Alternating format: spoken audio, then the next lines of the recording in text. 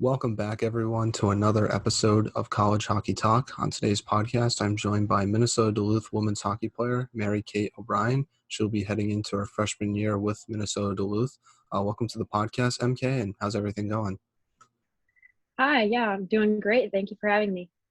No problem. And first off, how's your off season going, and what have you done? Have you done anything interesting, whether it's hockey related or non-hockey related? Yeah, I've been having a pretty good off season. It's been pretty low key so far, just mostly working on my off ice training, but been getting on the ice a couple times a week. Um, Went on vacation with my family once, but other than that, just sticking to the grind. That's awesome to hear. How was vacation? Where'd you go? I went to Old Lyme, Connecticut with my immediate family and some of my cousins. So went to the beach for a few days, a nice little break, but it was good. Well, that's good to hear. Now, overall, how's your training going, and what are you working on regarding your game for this upcoming season? My training's been going really well. I've been following the Duluth's program over the summer, but for some of my individual training, I've been doing a lot of shooting off ice and stick handling, but always trying to work on, enhancing the little things in my game, but overall just trying to get faster, stronger in general. So Now, what is one area of your game you're hoping to improve on the most heading in to this upcoming season for your first year in college? I mean, I definitely think that you can never have too hard or too accurate of a shot. So I've been trying to get my shots in, lots of reps this off season, but definitely going to continue it once I get to school. So Now, have you faced any challenges preparing for this upcoming season? Because I know last year there was a lot of challenges that many players faced because of the pandemic, with ice time being very limited and gyms being closed. Have you faced similar challenges this year, and how have you overcome them if you have? honestly, I've been pretty fortunate this year. I've been able to go to the gym and skate pretty regularly. Last season, I did have to work out in my garage, so that's always a bit of a challenge. But this year, I've been pretty lucky to have a lot of resources in front of me. So Now, let's start off talking about the beginning of your hockey career and then work all the way up to where you were with Selex, and then obviously talk about your preparation for the upcoming college hockey season. Now, you're from Will Abraham, Massachusetts. Talk about growing up there and how'd you start playing hockey? yeah, so honestly, hockey's been a big part of my family for quite some time. My dad played, a bunch of my uncles played, siblings, cousins, and I grew up playing with a lot of my cousins. So it's been kind of a family sport. And even though it is a bit of a small town in Western Massachusetts, it's always been, the game's just been a big place in my family. So I was on skates at 2 years old. So I've had some pretty early beginnings. Yeah, what's the hockey scene like in Western Mass? Because I'm from Central Mass, and it's a little bit different from near Boston area. And then I feel like out west, it's a little bit of a different hockey scene out there as well. Yeah, definitely. I mean, a lot of hometown kids you see having some success lately, but there's everyone knows everyone. So it's a tight knit community, and it's a great place. Honestly, for me to grow up, I've been very fortunate to have some good connections with a lot of good coaches, and even with my family, just everyone helps each other out. So it's a great community. I'm proud to be from Western Mass.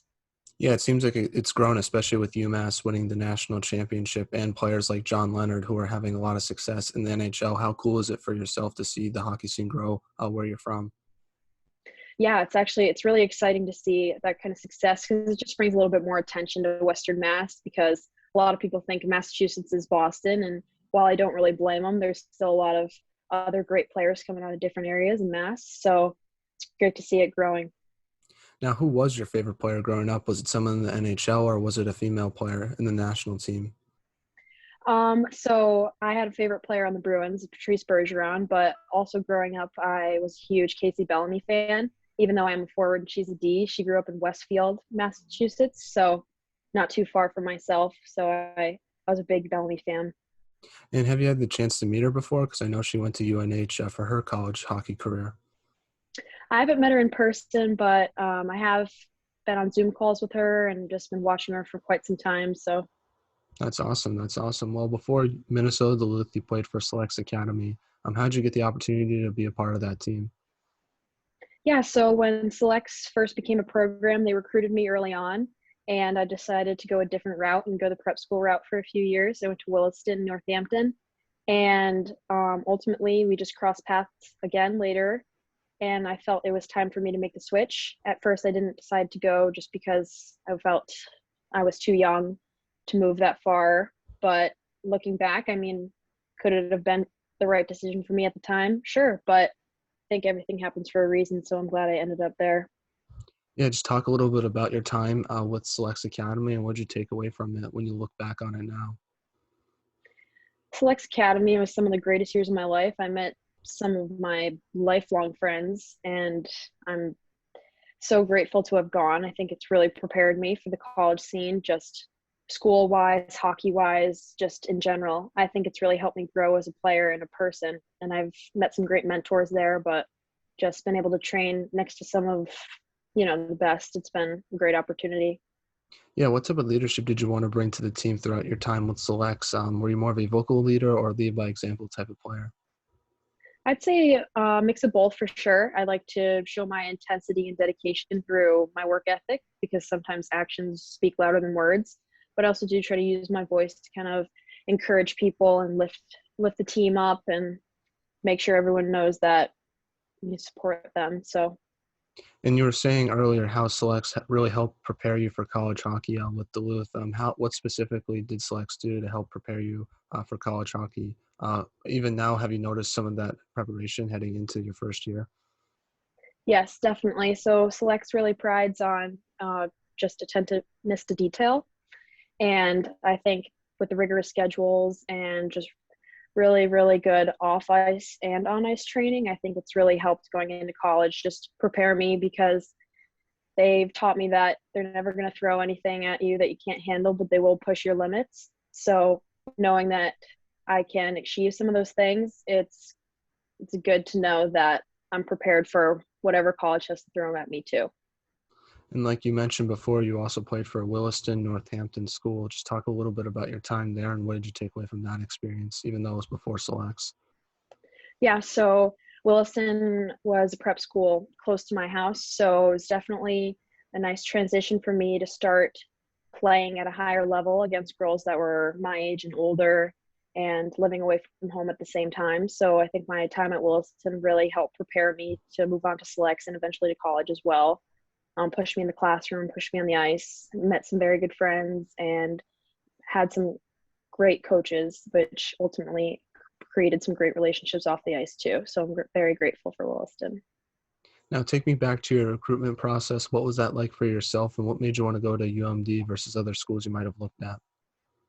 Yeah, so typically you'd think a Massachusetts kid might go to a Massachusetts school or something. And that was what was on pace for me at the very beginning. But moving to selects, I kind of started to look beyond that horizon, and UMD kind of just fell in my lap almost. And I'm very grateful it did because I feel like it's a great fit. So I definitely started expanding my looks once I went to selects.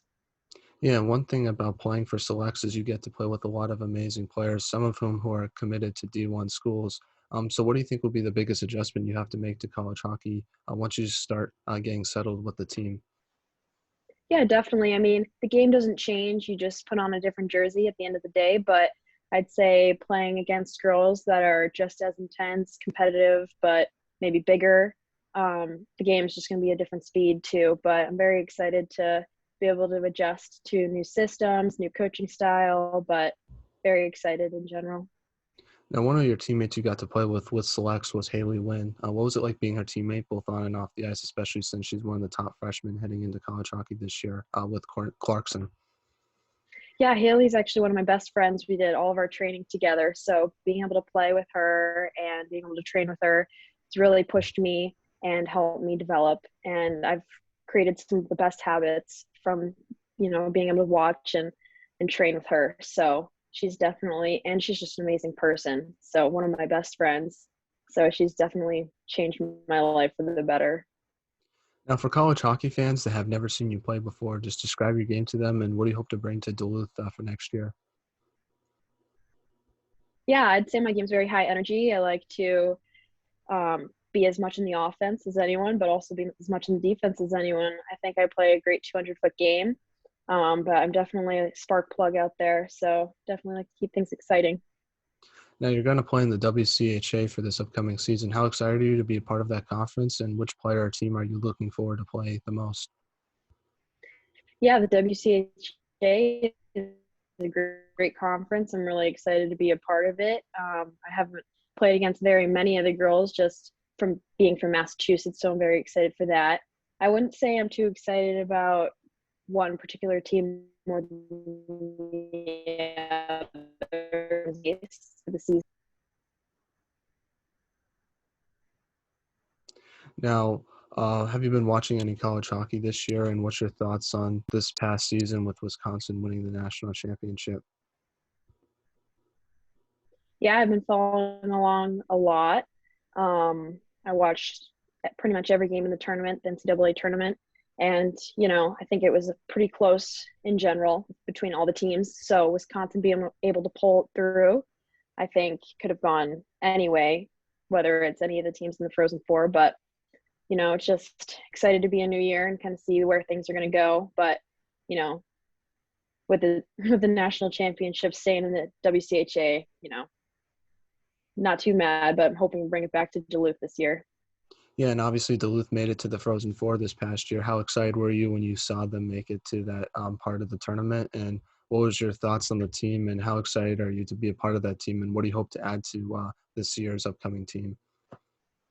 Yeah, I was really excited to see them make it as far as they did this past year. I think a lot of people overlook them in ways, and I think sometimes flying under the radar is good.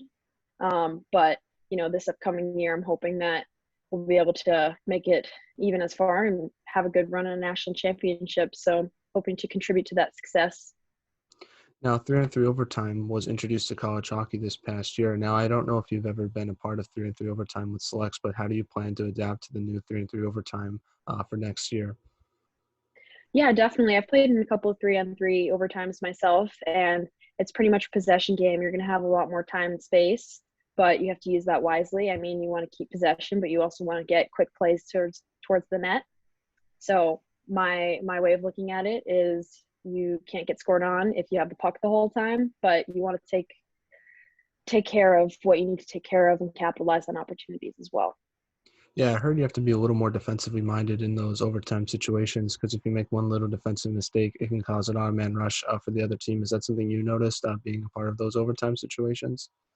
Yeah, definitely. I mean, as little as a mistake could be, it could lead to a breakaway or just an odd man rush. And it could be little things as line changes. You want to make sure you're thinking of everything.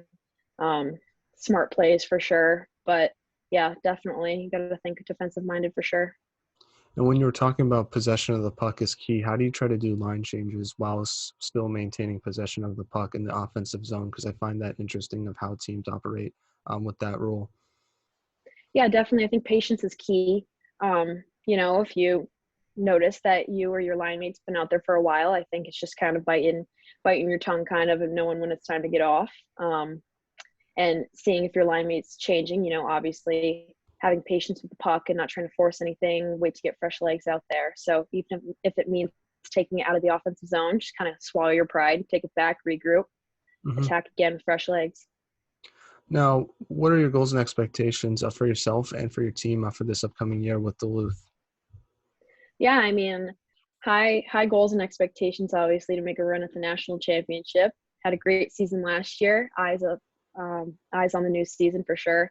It's going to be great to have most teams playing again, pretty normal schedule and stuff. So as an individual, I'm just trying to contribute to the team's success. So that's the ultimate goal there. So win some games, bring back a national championship to Duluth. Yeah, and have you had the chance to meet any of your new teammates, whether it was playing against them with selects or just on your recruiting visits to Duluth? Yeah, actually, I've seen them at USA camps and stuff like that. But today's my first day in Duluth, actually. So I've met all the freshmen and some of the upperclassmen I've seen in the rinks and stuff. So it's pretty good. I'm pretty excited so far. And what's that transition like being a freshman and trying to get to meet your new teammates and become friends with them, but also trying to have that on ice connection as well? Yeah, you kind of start with a fresh slate, which is good.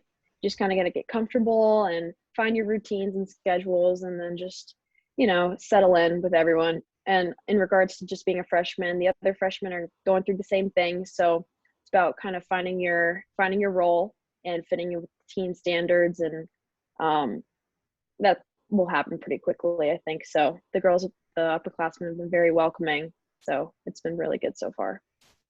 So we're now in a segment I like to call the non-hockey segment, where I ask you some non-hockey questions just to get to know you a little bit off the ice. My first question to you is, what music do you like to listen to, whether it's before a game or just on a general basis? Yeah, I think I have a pretty broad music taste, but I love listening to country music. Before games, though, I do like listening to rap. I listen to a lot of old rap, like older Drake from early 2000s stuff, but like listening to Lil Uzi Vert and stuff, more upbeat music to kind of get me going. Nice, nice. Now, if there was a movie made about your life, who would you want to play yourself and why? Yeah, I mean, tough question. I mean, you can't really go wrong with anyone, but if I had to pick someone, I'd probably say like Mila Kunis or something. People have told me I resemble her a little bit, so if I had to pick someone, maybe her. Are you a fan of that '70s show? Because that's the only thing I know her from. Yeah, I mean, I've watched a little bit of it, but yeah, I've seen her in some movies. That's awesome. Who was the funniest teammate you had when you were with the Selects? I've had some pretty funny ones. If I had to single a couple people out though, I'd probably say Haley Wynn or Layla Edwards. They always they always get everyone laughing. Now, you had the best style at Selects Academy, but besides yourself, who also had some really good style on the team? Yeah, I mean, I'd probably have to say Haley and Layla again, but also Mia Coeen. She had some great style too. I think we looked pretty similar on the ice. Sometimes even my own dad would get us mixed up if he was watching on Live Barn. So What is your biggest pet peeve? I'd probably have to say when people don't say please or thank you, or when they chew with their mouth open. Yeah, So no, I totally agree with you on that. I think for myself, it's probably just bad driving. When you need to get somewhere and someone's driving very slowly or out of control, it's definitely very frustrating, especially here in Massachusetts, as I'm assuming you're very well aware of. oh yeah, definitely. I mean, even today, my first day in Minnesota, the driving's so much different. I'm just as much as I hate to say it, Massachusetts drivers can be a little aggressive, but it's definitely helpful if you're in a rush. Yeah, no, definitely. But we are the best drivers in the country because Massachusetts is the hardest state to get a license in. So I like to say that to people if they ever get upset about mass drivers. So you can use that as well. Yeah, definitely. Now, what is your favorite outdoor activity? I would say non-hockey related, like going on hikes and walks. But hockey related, I really like shooting pucks in the driveway. I shoot outside at home, so it's really nice to get some sun, maybe get a little incidental tan. But yeah, that's usually what I like to do. Now, final non-hockey question is, if there was a meal that you could have for the rest of your life, what would that meal be and why? Yeah, so I've recently, just a few years back, transitioned into being a pescatarian. So I don't eat meat. So I'd probably say like eggplant parm or like falafel or something. But before my pescatarian days, I was a big chicken parm girl. So Mhm. anything along those lines. Yeah, I'm a very big chicken parm guy myself. What's a pescatarian? I've actually never heard of that before. Yeah, so basically it's like you're vegetarian, but you eat fish too. Mhm. So traditional vegetarians, you don't eat any kind of meat. So that includes fish. Um, but you know, I couldn't go that far. So I allow myself to eat fish. Yeah, how do you try to gain proteins when you're not really eating that much protein in a pescatarian diet? Yeah, definitely. I mean, fish, but also like beans and lentils, chickpeas, also just like supplements like protein powder and stuff. I try to use that too. So definitely using those kind of things to my advantage. Nice. Well, I like having eggs and like bacon in the morning. So what do you like to eat for breakfast? I'm just curious, like what does a normal pescatarian would have for breakfast? Yeah, I eat a lot of eggs too, actually, but really like oatmeal. I've been really into oatmeal lately, whether it's like baked oats, overnight oats, or regular oatmeal. Um, but yeah, those are definitely my two go-tos. Nice, nice. Well, back to some hockey questions now. My first question to you is, what do you think should be done to help grow women's hockey, in your opinion?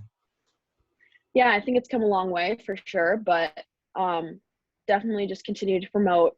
just get it everywhere. I think it's gained some popularity and stuff, but there's still a long way to go. I think that the women on the US national team and Canadian national team are doing great to inspire young girls to get involved and to play hockey. So I think that's great.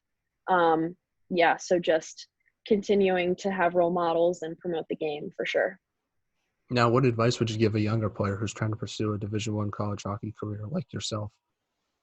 Yeah, I mean, I think the first step is to just love the game. So just use that love of the game to help push you through. I definitely recommend doing some off ice training to counterbalance with your on ice training, but just set goals and chase after them every single day. That would be my biggest piece of advice. Now, do you have any shout outs you'd like to give to any of your former teammates, current teammates, or family members or friends before the interview comes to a close? Yeah, I'd definitely just like to give a shout out to my family at home. They're my biggest support system, just allowing me to do what I do, just supporting me along the way. They may not always understand it, but they're always there for me. So definitely my family back home in Wilbraham, Mass. Well, thank you so much, MK, for coming on the podcast. I really appreciate it. It means a lot to me. Take care, stay safe, and I just can't wait to watch you play with Duluth next year. It's going to be very exciting. Thank you so much for having me. Now, one question I want to ask you. Yeah, sure. You can Hi, start I'm MK. Oh, sorry. You can Hi, I'm start MK O'Brien. Here, I'll start over. Hi, I'm MK O'Brien from Minnesota Duluth, and you're listening to College Hockey Talk.